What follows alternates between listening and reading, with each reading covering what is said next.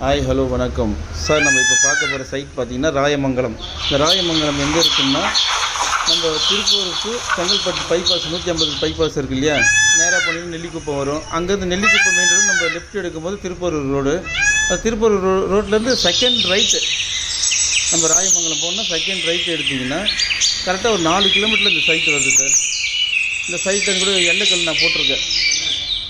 4 kilometre எல்லைக்கல்லும் இருக்குது. பார்த்தீங்கன்னா கொட்டமேடுன்னு போட்டிருக்கோம். இங்கேருந்து 4 கிலோமீட்டர் கொட்டமேடுன்னு போட்டிருக்கோம். இதோட ரேட்டு பார்த்தீங்கன்னா